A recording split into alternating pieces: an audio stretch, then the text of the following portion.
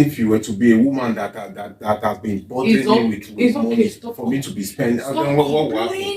If not for the fact that I have a wife that doesn't bother me. It's okay. Stop complaining.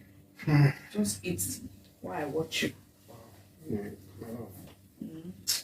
you so much. Welcome, baby.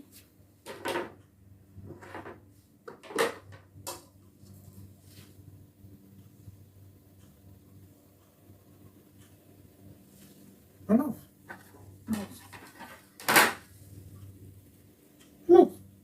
What is it now? Eat that bed. What is this? What's what? My love.